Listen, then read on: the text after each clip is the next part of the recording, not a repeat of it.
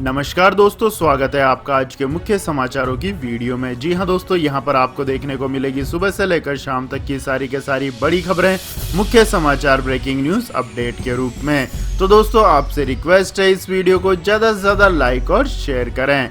तो दोस्तों जान लेते हैं आज की पहली बड़ी खबर। यूपी के मुख्यमंत्री देंगे 1 करोड़ युवाओं को स्मार्टफोन, वहीं कर्मचारियों के लिए 28% डीए का किया ऐलान। जी हां दोस्तों, यूपी के सीएम योगी आदित्यनाथ ने प्रदेश के युवाओं और किसानों के लिए बड़ी घोषणा की है। सीएम ने कहा है कि चयनित किए गए 1 करोड़ युवाओं को पढ़ाई के लिए प्रदेश में स्मार्टफोन दिए जाएंगे। आपको बता दें दोस्तों, मुख्यमंत्री योगी आदित्यनाथ यूपी विधानसभा में अनुपूरक बजट पेश करने के मौके पर बोल रहे थे। सीएम ने कहा कि युवाओं में स्किल डेवलपमेंट करने के लिए 3000 करोड़ रुपए से एक फंड शुरू किया गया है। ग्रेजुएट, पोस्ट ग्रेजुएट और तकनीकी डिप्लोमा करने वाले नौजवानों को इस योजना से जोड़ा जाएगा। उनकी जरूरतों के अनुसार उन्हें फ्री डिजिटल सुविधा उपलब्ध कराई जाएगी। इस योजना में चयनित किए गए 1 करोड़ स्टूडेंट्स को पढ़ाई के लिए स्मार्टफोन या टैबलेट दिए जाएंगे। इसके साथ इन्हें कम से कम 3 बार प्रतियोगी परीक्षाओं की तैयारी के लिए भत्ते भी दिए जाएंगे। इसके अलावा उन्होंने गन्ना किसानों के बकाया भुगतान के लिए 1 लाख करोड़ रुपए जारी करने की भी घोषणा की है। साथ ही कहा कि वकीलों के कल्याण के लिए भी जल्द ही फंड जारी किया जाएगा। इसके अलावा दोस्तों, केंद्र के निर्देश के बाद राज्य में भी सरकारी कर्मचारियों का डीए अलाउंस 28% बढ़ाया गया है। यह बढ़ोतरी इस साल 1 जुलाई से लागू हो जाएगी।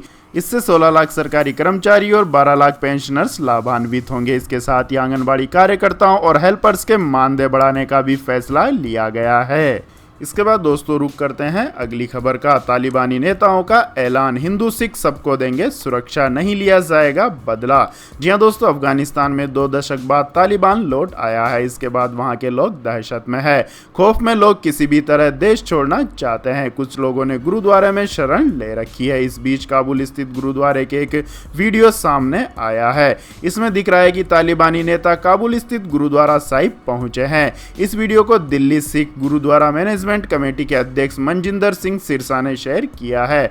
सिरसा का कहना है कि तालिबान ने काबुल के गुरुद्वारे में शरण लिए हिंदुओं और सिखों से मिलकर उन्हें सुरक्षा का भरोसा दिया है।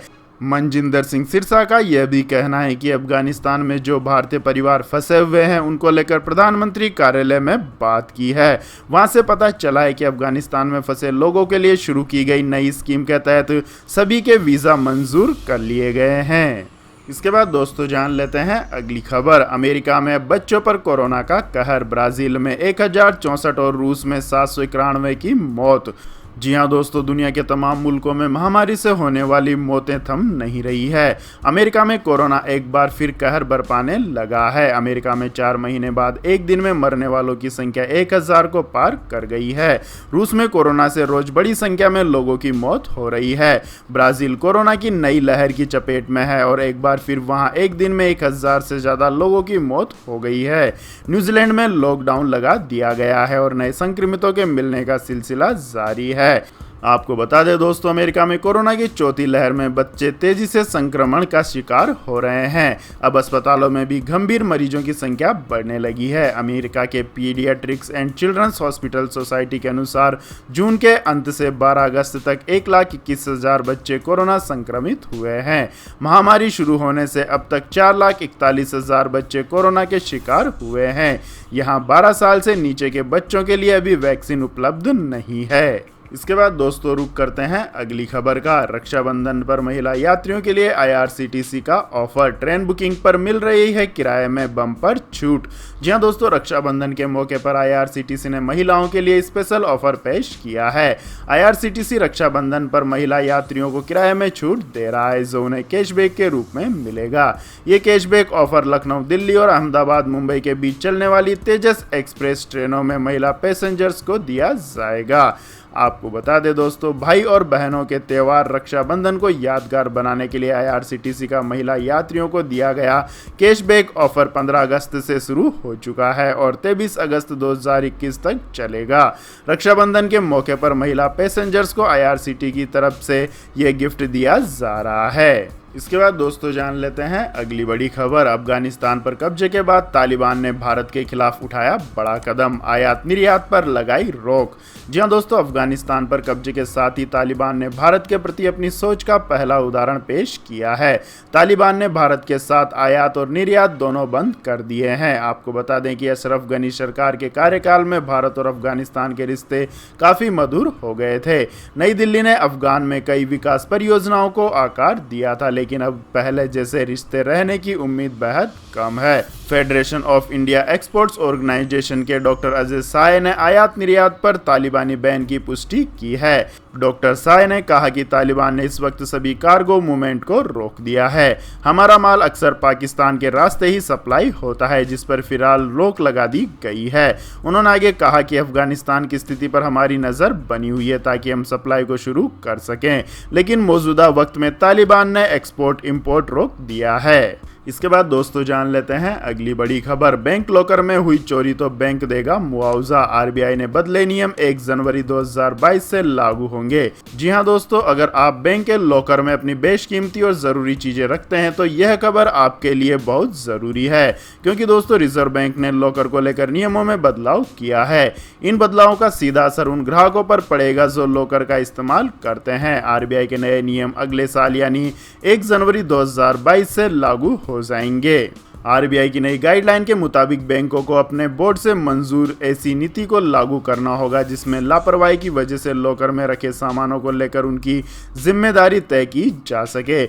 नियम के मुताबिक प्राकृतिक आपदा या एक्ट ऑफ गॉड यानी भूकंप, बाढ़, आसमानी बिजली, आंधी तूफान के मामलों में बैंक किसी नुकसान के लिए जिम्मेदार नहीं होगा। लेकिन इसका मतलब ये नहीं है कि बैंक अपनी जिम्मेदारियों से मुक्त हो गया। बैंकों को अपने परिसर को इस तरह की आपदाओं से बचने के लिए उचित इंतजाम सुनिश्चित करना होगा।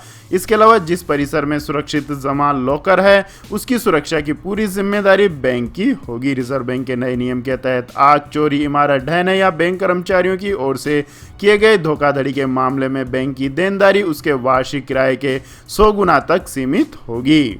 इसके बाद दोस्तों जान लेते हैं आज के मौसम अपडेट्स। तो दोस्तों दक्षिण पश्चिमी मानसून एक बार फिर उत्तर भारत में सक्रिय हो गया है। करीब 2 हफ्तों के बाद यानी 19 अगस्त से फिर से बारिश शुरू हो गई है। मौसम विभाग के मुताबिक उत्तर प्रदेश और उत्तराखंड के अलग अलग स्थानों पर 19 से 21 अगस्त तक भारी से बहुत भारी बारिश होने का अनुमान है। इतना ही नहीं, बिहार में भी बारिश का मौसम बना हुआ है और अलग अलग इलाकों में बीते कुछ दिनों से हर दिन बारिश हो रही है। आईएमडी ने कहा कि हिमाचल प्रदेश, हरियाणा, चंडीगढ़, दिल्ली और पश्चिमी उत्तर प्रदेश में 20 से 21 अगस्त को बारिश होने का अनुमान है। वहीं बिहार के कुछ स्थानों पर अगले 2 दिनों में भारी बारिश हो सकती है। आईएमडी ने कहा है कि गुजरात, महाराष्ट्र, उड़ीसा, झारखंड, पश्चिम बंगाल के गंगा वाले क्षेत्र में, मध्य प्रदेश, तेलंगाना और छत्तीसगढ़ में आने वाले दिनों में बारिश हो सकती है। इसके बाद दोस्तों जान लेते हैं अगली खबर। अब देवबंद का नाम बदलकर देवव्रंद करने की मांग, बजरंग दल ने सरकार को भेजा पत्र। जी हां दोस्तों, अलीगढ़ का नाम हरिगढ़ और मैनपुरी का नाम मयन नगर करने की मांग के बाद देवबंद का नाम बदलने की भी मांग उठने लगी है। बजरंग दल ने इसे लेकर प्रदेश सरकार को एक पत्र भेजा है। आपको बता दें कि सहारनपुर जिले के देवबंद इलाके में सुन्नी मुसलमानों का सबसे बड़ा मदरसा दारुल उलूम देवबंद है, जहां पर देश के विभिन्न इलाकों के साथ ही दुनिया के अलग अलग हिस्सों से सैकड़ों युवक कुरान और हदीस की आयतें पढ़ने के लिए आते हैं। इस मदरसे की वजह से देवबंद का इलाका पूरी तरह मुस्लिम बहुल हो चुका है। बजरंग दल की पश्चिमी उत्तर प्रदेश यूनिट के संयोजक विकास त्यागी ने कहा है कि देवबंद की पहचान पहले माता बाला सुंदरी देवी मंदिर से हुई थी।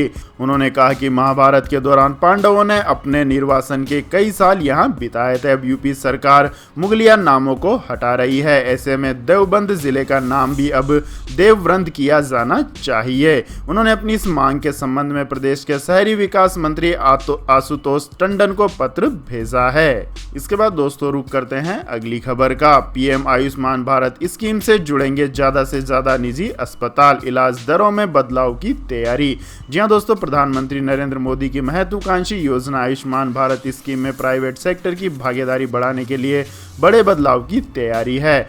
सूत्रों से मिली खबर के मुताबिक आयुष्मान भारत स्वास्थ्य योजना में अलग अलग इलाज की दरें तय है और दरों में बदलाव नहीं होने की वजह से प्राइवेट सेक्टर के हॉस्पिटल इस योजना में बढ़ चढ़कर भाग नहीं लेते। इसके चलते सरकारी इलाज की दरों में बदलाव करने जा रही है। आयुष्मान भारत योजना में प्रत्येक परिवार को सालाना 5 लाख रुपए का फ्री हेल्थ इंश्योरेंस कवर दिया जाता है। आपको बता दें दोस्तों, national health authority Ayushman Bharat योजना की दरें तय करती है। NHS जल्दी इलाज की दरों में बदलाव कर सकती है, जिससे प्राइवेट सेक्टर की भागीदारी भी बढ़े। इसके बाद दोस्तों जान लेते हैं अगली बड़ी खबर। लॉन्च हुई होंडा की सस्ती एडवेंचर बाइक।